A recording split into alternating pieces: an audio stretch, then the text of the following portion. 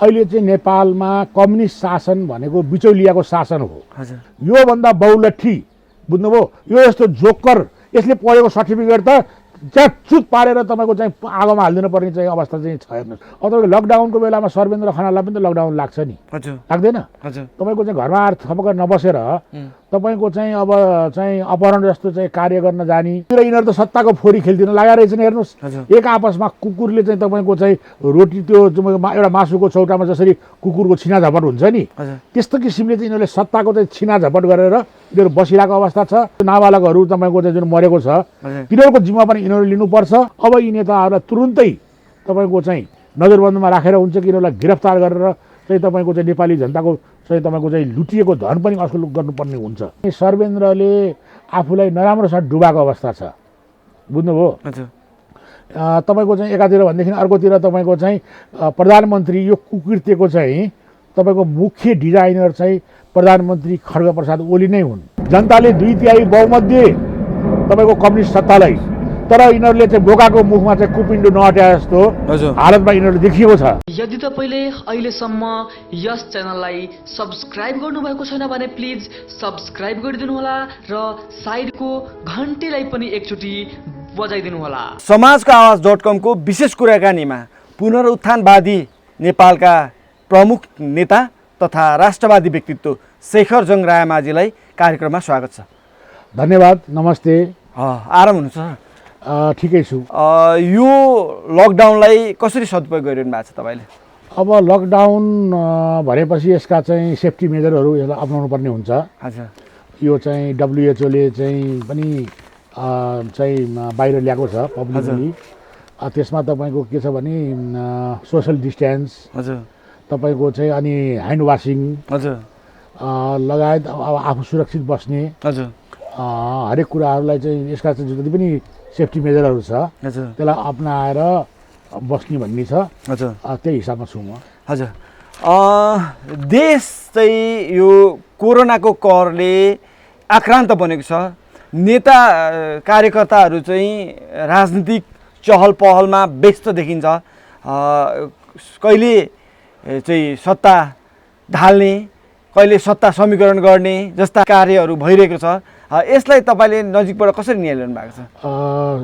प्रश्नको लागि धन्यवाद छ, समसामयिक छ प्रश्न। अब यो कोरोनाको जुन सङ्क्रमण छ, महासङ्क्रमण भन्छ यसलाई, पेन्डेमिक, हजुर कोभिड-19 पेन्डेमिक भन्छन्। हजुर अब यो विश्वव्यापी छ, विश्वभरै यसले चाहिँ आफ्नो चाहिँ फैलावट गरिरहेको छ, सङ्क्रमण भइरहेको छ। अहिले सर्वाधिक धेरै त अमेरिकामै देखिन्छ, हजुर इटालीमा त्यस्तै भयो, चाइनाबाट सुरु भयो डिसेम्बरको लास्ट विकमा, हजुर र यो विश्वव्यापी रूपमा छ। तर अब कोरोनाको यो जसको चाहिँ जुन चाहिँ कहर छ, विभिन्न चाहिँ राष्ट्रहरूले यसलाई आफ्नो आफ्नो राष्ट्रलाई कसरी यसबाट चाहिँ सुरक्षित गर्ने हजुर भनेर काम गरेको अवस्था छ। हजुर तर हाम्रो नेपालमा चाहिँ कोरोना चाहिँ जनताको जीवन रक्षा, कोरोनाको माध्यम कोरोनाबाट कसरी जीवन रक्षा गर्नुपर्ने भन्ने कुरो चाहिँ संसारकै राष्ट्र प्रमुखहरूको पहिलो प्राथमिकतामा छ। तर नेपाल मात्रै एउटा यस्तो राष्ट्र हो यसको प्राथमिकतामा कोरोनाबाट जीवन रक्षा गर्ने कुरा परेको छैन। नेपालको शासकहरू अहिले जो कम्युनिस्ट सत्ताधारीहरू छन् उनीहरूले चाहिँ आफ्नो सत्ता, निजी स्वार्थलाई चाहिँ पहिलो प्राथमिकतामा राखेको हुनाले लकडाउन चाहिँ गरिदिएका छन्।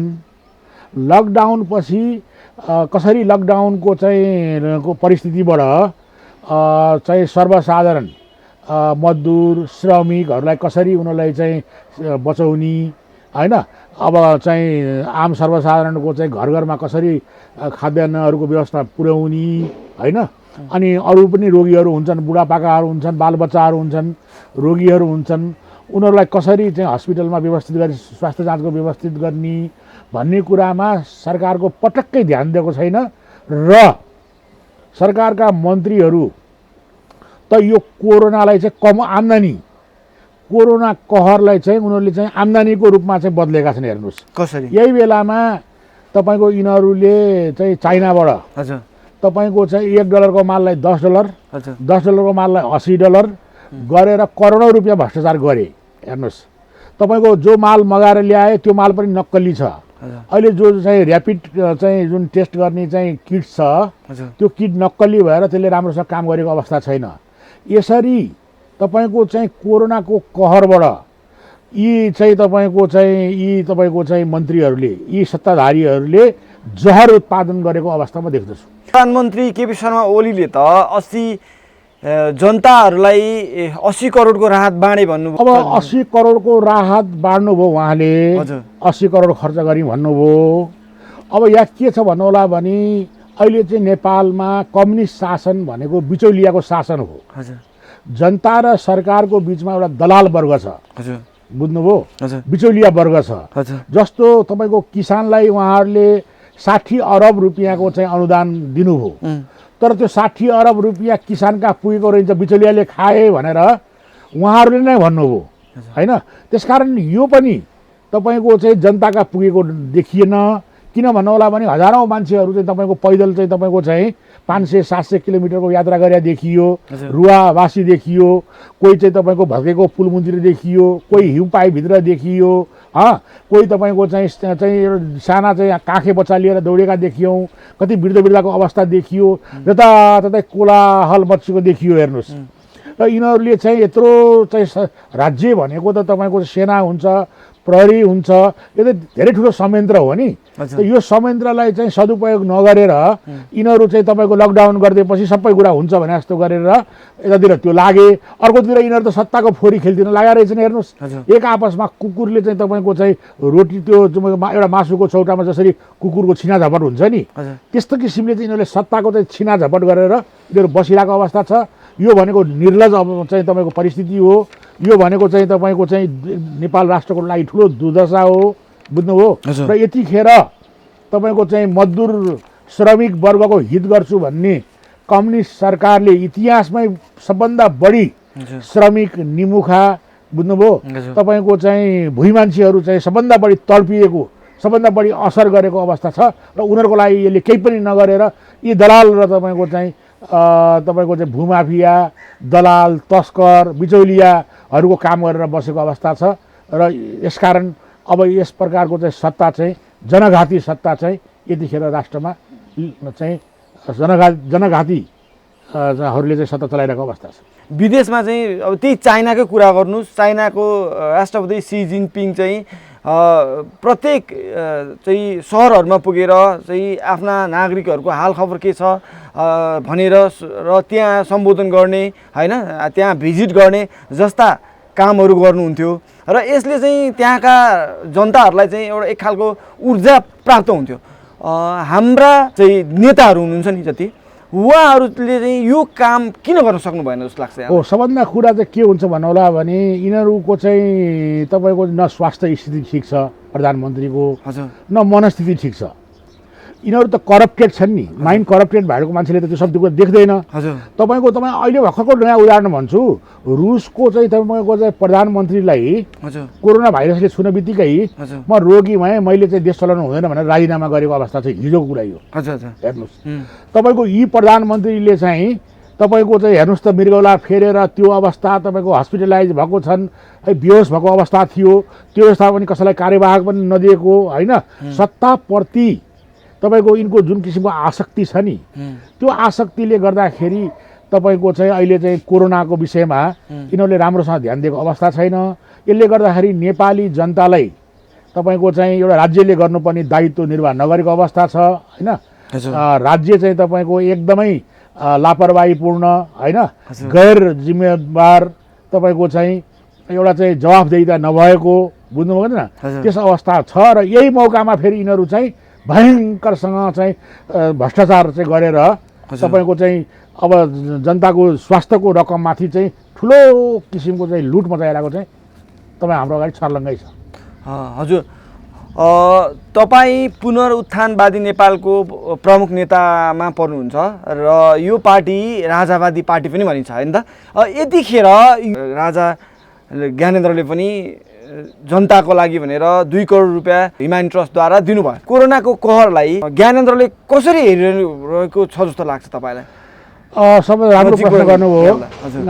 राजा चाहिँ यो राष्ट्रको अभिभावक हुनुहुन्छ। हजुर त्यसले गर्दाखेरि नेपालमा जुन किसिमको कोकोहोलो मचिएको छ, जुन किसिमको चाहिँ कोरोनाको महासङ्क्रमण फैलिएको छ होइन, यसमा चाहिँ देश दुखेपछि राजालाई दुःख छ र त्यसकारण उहाँले चाहिँ आफ्नो निजी चाहिँ तपाईँको चाहिँ फन्डबाट 2 करोड रुपियाँ बक्स्यो र उहाँले चाहिँ अहिले चाहिँ विभिन्न यो राष्ट्रले गर्नुपर्ने कुराहरू चाहिँ उहाँले औँलाई बक्सेको छ। सबभन्दा ठुलो कुरो चाहिँ उहाँले चाहिँ पटक पटक आफ्ना उद्गारहरूमा आफ्ना सन्देशहरूमा चाहिँ निषेधको राजनीति गर्नुहुन्न, विभेदको राजनीति गर्नुहुन्न भन्ने कुराहरू चाहिँ सम्झाइबक्सेको छ। त्यस्तै प्रकारले तपाईँको चाहिँ जसरी चाहिँ श्रमजीवी वर्गहरूको जुन दुःख भयो नि मजदुर किसानहरूलाई, त्यो बेलामा पनि यसरी चाहिँ त्यो कुराहरू पनि महाराजाले औँलाई बक्सेको थियो। त्यस्तै प्रकारले तपाईँको यो जुन फ्रन्ट लाइनमा काम गर्ने डक्टरहरूको तलब कटौती, तपाईँको चाहिँ पुलिसहरू प्रहरीहरूको तलब कटौती, जुन सुरक्षाका चाहिँ जुन अगाडि पङ्क्तिमा काम गरेका मान्छेहरूको तलब कटौती चाहिँ गर्दाखेरि पनि महाराजलाई त्यसमा औँलाई बक्सेको थियो र तपाईँको चाहिँ जुन स्वास्थ्यको सामानहरू लापरवाही पुग्ने नक्कली सामान ल्याएको विषयमा पनि औँलाई बक्सेकै थियो र उहाँले चाहिँ कमी कमजोरीहरू औँलाई बक्सेको छ एउटा अभिभावकको नाताले। अब त्यो कुरोलाई चाहिँ राज्यले सुनवाई गरेको छैन। राज्यले सुनवाई नगरेको अवस्था र यिनीहरूको विकृत मनस्थितिले गर्दाखेरि यिनीहरूले राज्य सञ्चालन पनि राम्रोसँग गर्न सकेको छैन। हेर्नुहोस्, जनताले 2/3 बहुमतले तपाईँको कम्युनिस्ट सत्तालाई, तर यिनीहरूले चाहिँ बोकाको मुखमा चाहिँ कुपिन्डो नअट्याए जस्तो हालतमा यिनीहरू देखिएको छ। यसले गर्दाखेरि नेपाली जनतामा चरम निराशा फैलिएको छ कि जसलाई हिजो आफ्नो मान्छे भनेर ठानेका थिए ती मान्छेहरू धोकेबाज निस्किए, जनतामाथि तपाईँको चाहिँ ब्लन्डर मिस्टेक गर्न पुगे, जनताको चाहिँ तपाईँको चाहिँ राज्यको लुटेर खाने, ब्रह्मलुट मचाउने गैर जिम्मेदार होइन तपाईँको चाहिँ देखा परे। त्यसपछि गएर तपाईँको चाहिँ यिनीहरू चाहिँ तपाईँको चाहिँ जनता देश बनाउन आएकै रहन्छन्, यिनीहरू चाहिँ तपाईँको नेपाली नागरिकलाई बनाउन आएकै रहन्छन्। यिनीहरू त आफू बन्न आएका रहेछन्, आफन्त बनाउन आएका रहेछन् र यिनीहरू सत्ता स्वार्थ र तपाईँको चाहिँ यिनीहरू चाहिँ जुन भौतिक सुख सुविधामा भौतिक सुख सुविधामा चाहिँ तपाईँको चाहिँ यिनीहरू निर्लिप्त भएको हुनाले तपाईँको चाहिँ यिनीहरूलेबाट चाहिँ अब राष्ट्र बन्दैन भन्ने कुरामा नेपाली जनता पुगेको म देखिरहेको छु। हजुर, कोरोनाको कहरले गर्दाखेरि विभिन्न देशले अरू देशमा रहेका आफ्ना देशका नागरिकहरूलाई आफ्नो देशमा फर्काउने गरिरहेका छन्, तर नेपालले भने यस्तो गरिरहेको छैन।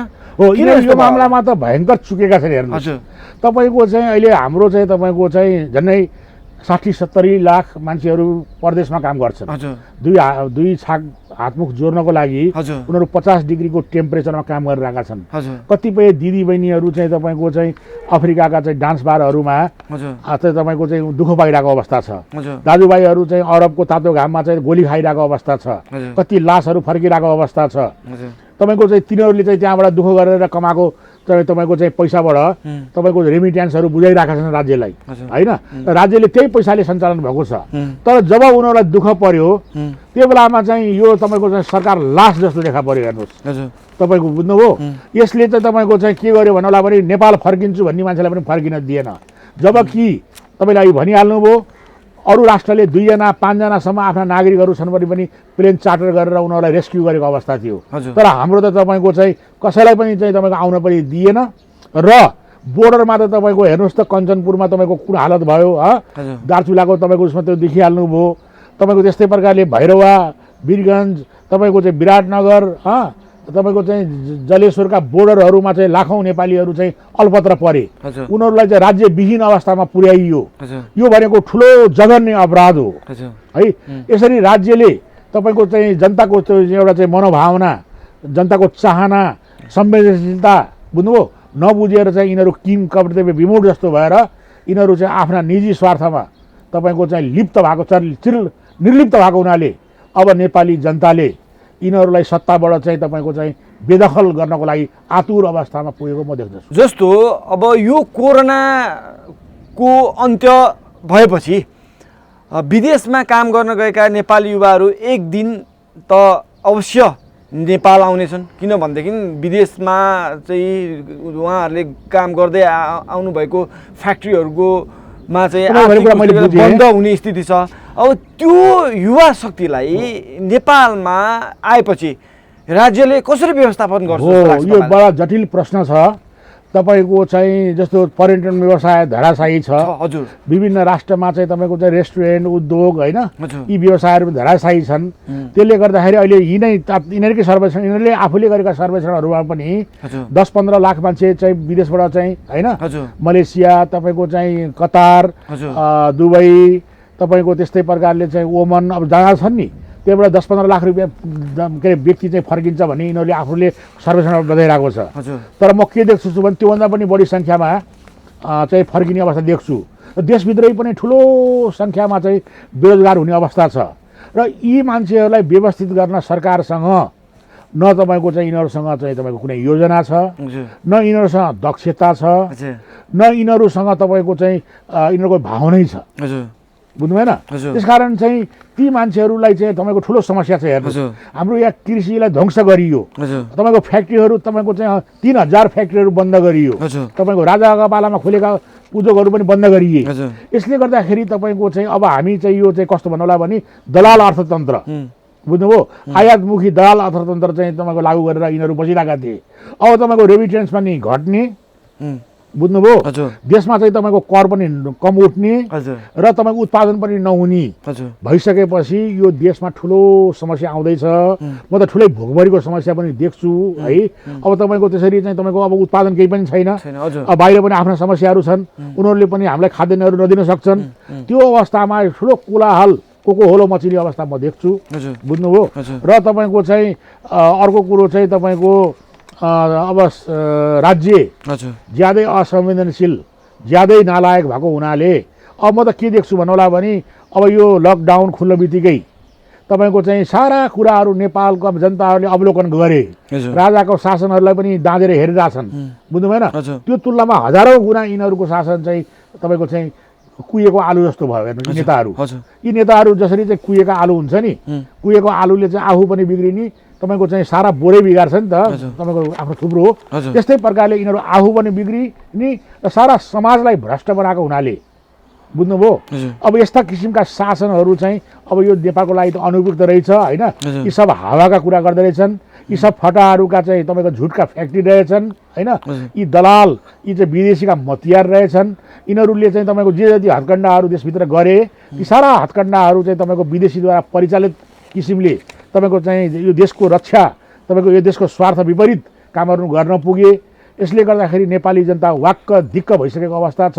अब हामीहरूलाई चारैतिरबाट चाहिँ तपाईँको चाहिँ अब के गर्ने भनेर चाहिँ एउटा चाहिँ सवाल चाहिँ जनताले सोधेको अवस्था छ होइन। र हामीले सारा राष्ट्रवादी देशभक्त शक्तिहरूलाई हामीले एकजुट गर्दैछौँ र अब तपाईँको चाहिँ यस किसिमको चाहिँ राष्ट्रघाती जनघाती सत्तालाई हामीले जतिसक्दो चाँडो अपदस्थ गर्न पर्ने निर्कलमा हामी पुगेका छौँ। गणतन्त्रवादी त सत्ताको समीकरणमा अथवा सत्तालाई चाहिँ कसरी ढाल्ने, सत्तामा आफू कसरी पुग्ने भन्ने सङ्घर्षमा होमिरहेको छ भनौँ न, एक खालको चाहिँ चलखेल गरिरहेको छ। अनि यो देशका राजतन्त्रवादीहरू चाहिँ के गर्दैछन् त? राम्रो प्रश्न गर्नुभयो। राजतन्त्रवादी भन्दाखेरि तपाईँको चाहिँ राष्ट्रवादी होइन, राष्ट्रवादी देशभक्त शक्तिहरू हजुर तपाईँको चाहिँ उनीहरूले चाहिँ अब तपाईँको यो सारा परिस्थितिहरू देखेर यी कुराहरू जनताका लगिरहेको छन्। सबभन्दा ठुलो के हुन्छ भने जनता जनार्दन हो। हजुर जनता भनेको चाहिँ तपाईँको चाहिँ अपराजय शक्ति हो। हजुर जनता भनेको चाहिँ देशको चाहिँ अन्तिम ताकत हो नि त। हजुर त्यसले गर्दाखेरि जनताहरू विलख बन्न परेका छन् हजुर र देशमा के भएको हो हजुर है, नेताहरूले कसरी भ्रष्टाचार गरिरहेका छन्, हजुर देश कसरी लुटिरहेका छन्। यिनीहरूले बलात्कारका, हेर्नुहोस् त कृष्णबहादुर महराको बलात्कार, त्यो पनि देखिहाल्नुभयो। हजुर शीर्षस्थ नेताहरू बलात्कारमा फँसेका छन्, हत्यामा फँसेका छन्। यो सबै कुरा देखिसकेपछि यस्ता तपाईँका चाहिँ नेता, यिनका नीति र यिनको नियत नै खराब भएको हुनाले हजुर अब तपाईँको चाहिँ हामीले चाहिँ यस्ता किसिमको सत्ताहरूलाई चाहिँ अपदस्थ गर्नुपर्छ भनेर जनमानसलाई हामीले सत्य र तथ्य, उदाहरण र प्रमाण लिएर हामी जनमानसका पुगिरहेका छौँ। जनतालाई हामीले सचेत गराउँदैछौँ। जनताको जुन निराश, जनतालाई चाहिँ निराश हुनु हुँदैन, यस्ता किसिमको सत्ताहरू हामीले फ्याँक्न सक्नुपर्छ भनेर बुझाउँदै सम्झाउँदैछौँ। र सबैजना चाहिँ अब एक आपसमा विभिन्न सङ्घ सङ्गठनहरू गोलबद्ध भएर एउटा शक्ति सञ्चय गरिरहेका छौँ। र हामीले चाहिँ अब यो अनुकूल हुनु बित्तिकै तपाईँको यतिखेर चाहिँ तपाईँको सब लकडाउनमा परेको अवस्था छ होइन, हजुर सेफ्टी मेजरमा बस्नुपर्ने अवस्था छ र यस अवस्थाबाट निस्किने बित्तिकै हामीहरूले आन्दोलनको रूपरेखा तयार गरिसकेका छौँ। देशमा लकडाउन भएको स्थिति छ। यस्तो स्थितिमा पनि नेताहरू काठमाडौँदेखि जनकपुरसम्म पुगेर राजनीतिक अपहरण गरियो भन्ने समाचारहरू मिडियाहरूमा आयो। यसलाई कसरी हेर्नुभएको छ? राम्रो प्रश्न गर्नुभयो, त्यसको लागि धन्यवाद छ। हेर्नुहोस्, अब यो सत्ताको एउटा चाहिँ घिनौना खेल भन्छ नि, हजुर यो सत्ताको घिनौना खेल हो। हजुर यो चाहिँ तपाईँको चाहिँ गणतन्त्रहरू भनेको चाहिँ कस्तो शासन हो भन्ने कुरा चाहिँ यसमा छताछुल्ल भएर देखिएको छ। हेर्नुहोस्, हजुर तपाईँको अब प्रधानमन्त्रीले अध्यादेश ल्याए, हजुर हेर्नुहोस् है, हजुर जुन चाहिँ तपाईँको चाहिँ अध्यादेश ल्याउनु पर्ने बेलै थिएन, हजुर बेमौसमी बाजा तपाईँको बाजा बजाइरहेका थिए हजुर है। अब त्यो चाहिँ अनावश्यक छ भनेर त्यो फिर्ता पनि लिए। हजुर अब यिनको मकसद के थियो भन्नु होला भने विपक्षी पार्टीहरू फोड्ने भन्ने मकसद थियो। हजुर त्यो सिलसिलामा यिनीहरूले पूर्व प्रहरी प्रमुख हजुर सर्वेन्द्र खनालाई प्रयोग गरे। हजुर अब एउटा गुन्डा चाहिँ अब सांसद छन् तपाईँको चाहिँ महेश बस्नेत हजुर होइन, तपाईँको चाहिँ गुन्डागर्दीमा उनी कुख्यात छन्, हजुर तिनलाई प्रयोग गर्यो।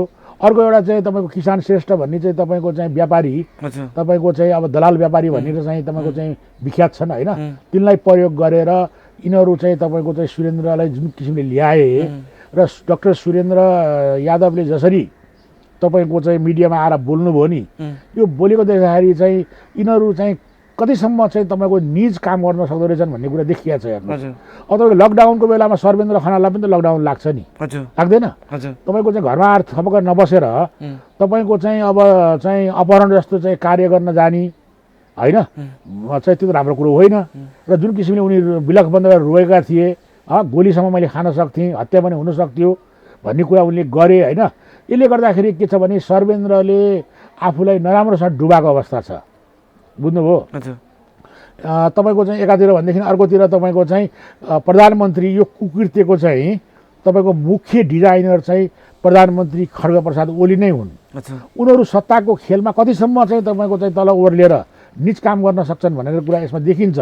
र यो भनेको चाहिँ तपाईँको चाहिँ हाम्रो जस्तो मुलुकमा हाम्रो शासनमा चाहिँ तपाईँको चाहिँ कस्ता खालका माफिया चरित्रका कस्ता खालका मान्छे छन् त, प्रधानमन्त्रीको अनुहार कस्तो रहेछ, हजुर हाम्रा नेताहरू कस्ता रहेछन्। अब कतिपय डाक्टर सुरेन्द्रकै बारेमा कुरा आइरहेको छ। हेर्नुहोस्, हजुर पैसाको लेनदेन नमिलेर चाहिँ अपहरणको आरोप लगाएको भन्ने कुरा पनि छ। त्यहाँ पछि फेरि चाहिँ तपाईँको चाहिँ यो देशको सबभन्दा तपाईँको चाहिँ अपराधी त्यो बाबुराम, डाक्टर बाबुराम भन्ने, हजुर जो तपाईँको चाहिँ रबाट चाहिँ पालित पोषित हजुर होइन, जसलाई चाहिँ तपाईँको चाहिँ 17,000 मान्छेको चाहिँ मारेको अभियोग छ, हजुर बुझ्नुभयो? जो तपाईँको चाहिँ यो देश टुक्र्याउने, यो देश विखण्डन गर्ने डिजाइनको लागि चाहिँ तपाईँको चाहिँ पश्चिमा शक्तिहरूले खडा गरेको तपाईँको चाहिँ एउटा पात्र हो, फलपात्र हो, बुझ्नुभयो? त्यो मान्छे चाहिँ आफू प्रधानमन्त्री हुँदाखेरि हाम्रो काशी गौतम तपाईँको चाहिँ हिन्दू युवा नेता हजुर काशी गौतमको हत्या भयो। हजुर हत्या गर्ने बेलामा तपाईँको चाहिँ हत्याराहरूले चाहिँ तपाईँको चाहिँ प्रभु यादव, हजुर प्रभु शाहलाई पोले होइन। रमेश खरेल त्यतिखेर चाहिँ त्यहाँ प्रहरी प्रमुख थिए वीरगन्जमा। रमेश खरेललाई चाहिँ प्रधानमन्त्री निवासमा बोलाएर यो किटानी जाहेरी नलिनु, जसरी हुन्छ प्रभु शाहलाई बचाउनु भनेर भन्ने मान्छे यही हुन् होइन। तपाईँको चाहिँ ढुङ्गेल, त्यो के ढुङ्गेल भन्ने थियो नि, बालकृष्ण ढुङ्गेल, बालकृष्ण ढुङ्गेललाई चाहिँ हत्या अभियोगमा चाहिँ तपाईँको अदालतबाट फरार तपाईँको चाहिँ एउटा चाहिँ तपाईँको अभियुक्त हो, बुझ्नुभयो? त्यस किसिमको चाहिँ अभियुक्तलाई चाहिँ तपाईँको आम माफी गराएर उनलाई त त्यसबाट निकालेको छ। हेर्नुहोस्, त्यसकारण यो देशमा बाबुराम भने यस्तो एउटा पात्र हो जसलाई चाहिँ तपाईँको चाहिँ बोरामा हालेर तपाईँको धोबीले चाहिँ कपडा चुट्या जस्तो तपाईँको चाहिँ ड्याङका ड्याङ पार्न पर्ने चाहिँ यो पात्र हो। यो पात्र रौन्जेलसम्म चाहिँ यो मुलुकलाई खतरा भइरहन्छ। त्यसकारण यस किसिमले विदेशीबाट परिचालित यी प्रचण्ड बाबुराम भन्ने चाहिँ देशद्रोही जरा घाती तत्त्व हुन् होइन। यिनीहरू हिंसक तपाईँको चाहिँ जनावर जस्तो हुन्, बुझ्नुभयो?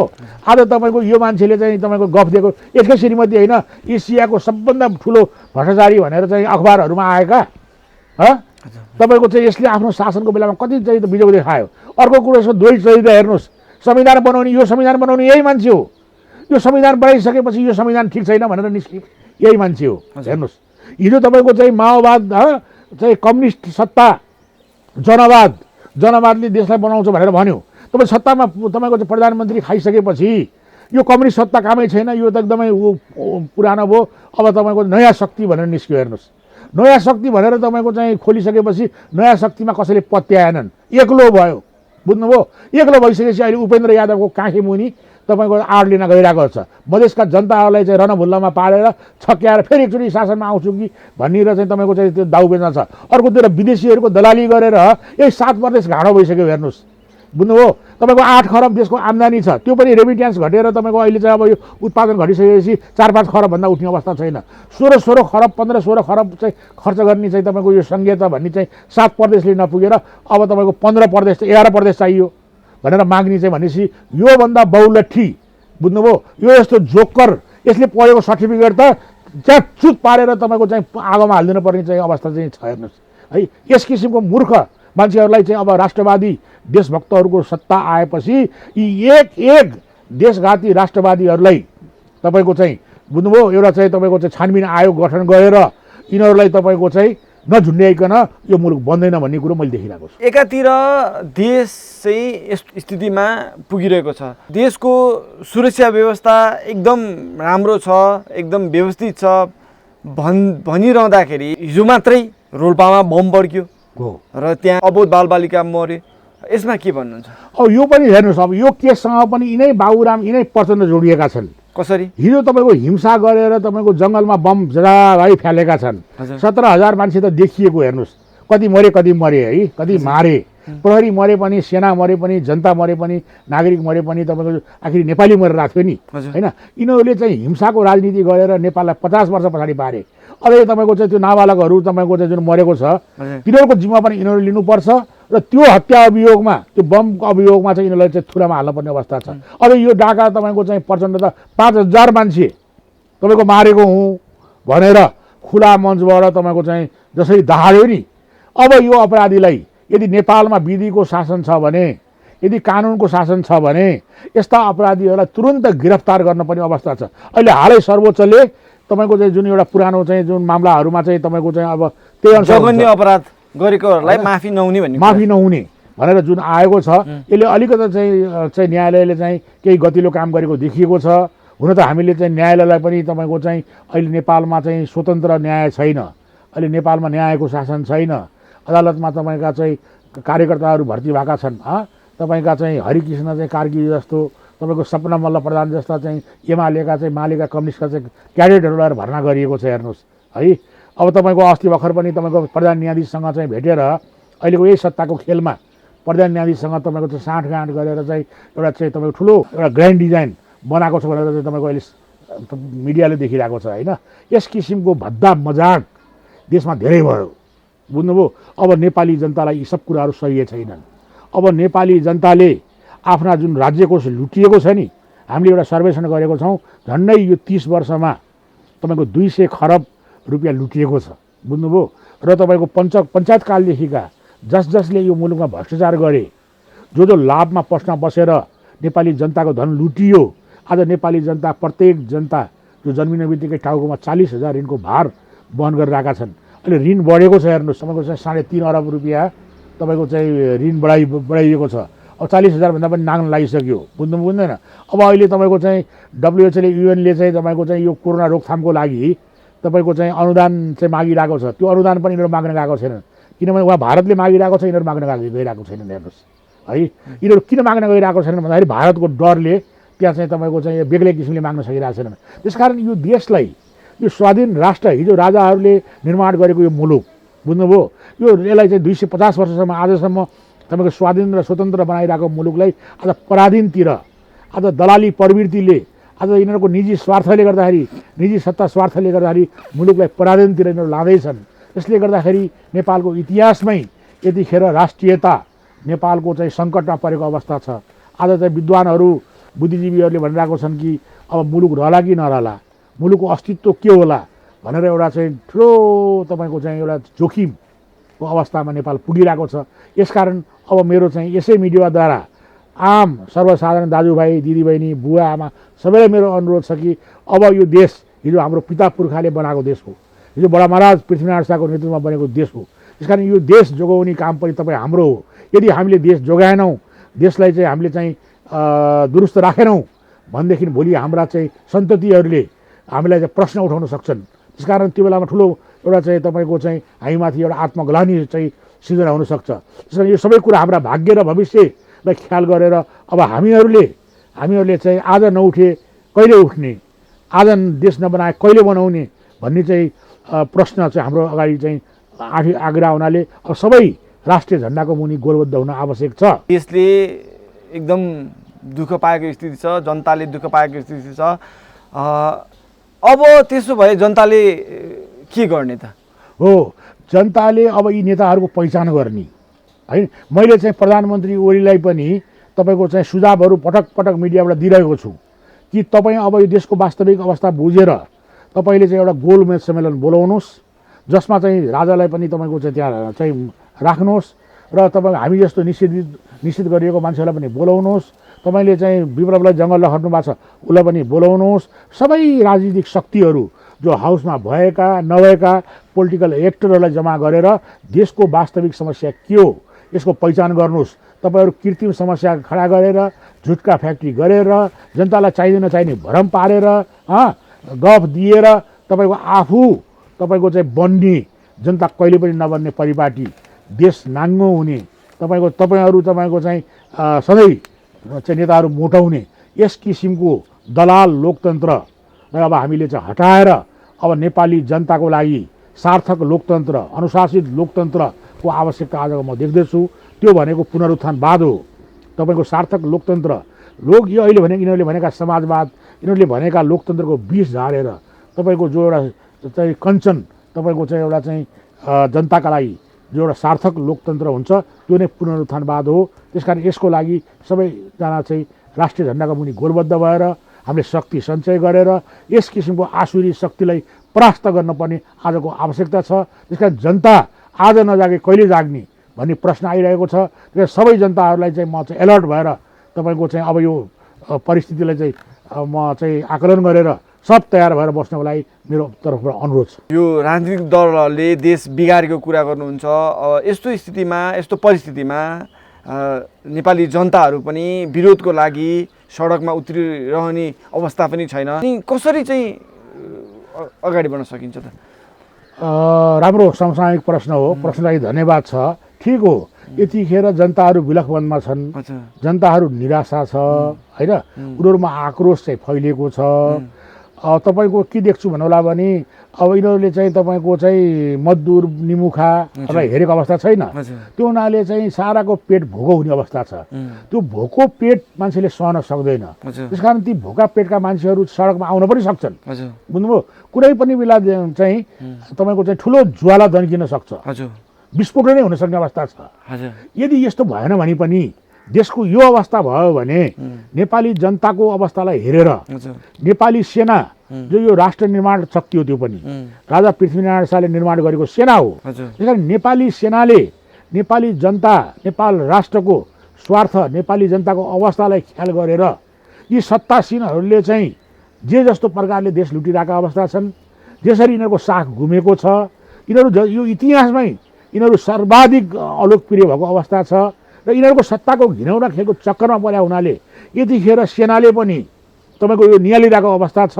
र यस्तो अवस्थामा चाहिँ म नेपाली सेनालाई तपाईँको चाहिँ एउटा अनुरोध नेपाली जनताको तर्फबाट अनुरोध गर्न चाहन्छु कि यस्ता किसिमको राष्ट्रघाती जनघाती सत्ताहरू रहिरहनु हुन्न। जनता सडकमा निस्किन सक्ने अवस्था नभए हुनाले तपाईँको यो जुन कोरोनाको कारणले गर्दाखेरि सेना अगाडि बढेर नेपाल राष्ट्रलाई र नेपाली जनतालाई बचाउनको लागि अगाडि आउनुपर्ने उसको दायित्व हो भन्ने कुरो मेरो ठहर छ। त्यसकारण म के भन्छु नेपाली सेनालाई भनेदेखि अब यी नेताहरूलाई तुरुन्तै तपाईँको चाहिँ नजरबन्दमा राखेर हुन्छ कि यिनीहरूलाई गिरफ्तार गरेर चाहिँ तपाईँको चाहिँ नेपाली जनताको चाहिँ तपाईँको चाहिँ लुटिएको धन पनि असुल गर्नुपर्ने हुन्छ।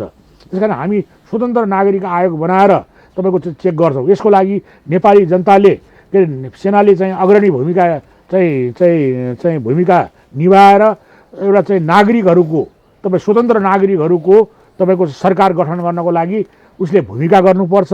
र नेपाली राजा जो नेपालका अभिभावक हुन्, जो तपाईँको चाहिँ नेपालका निर्माता शक्ति हुन्, नेपालका साझा सम्पत्ति हुन्, नेपाली एकताको चाहिँ मुख्य चाहिँ आधार हुन् र उनलाई पनि तपाईँको पुनर्स्थापनाको लागि सेनाले चाहिँ आफ्नो भूमिका निभाओस् भन्ने चाहिँ निभाउनुपर्छ भन्ने चाहिँ मैले देखेको छु। हस् त, यहाँलाई समय र संवादको लागि यहाँलाई धेरै धेरै धन्यवाद। यहाँले पनि मेरो कुरो राख्ने मौका दिनुभयो, यसको लागि धन्यवाद। समाजको आवाज.com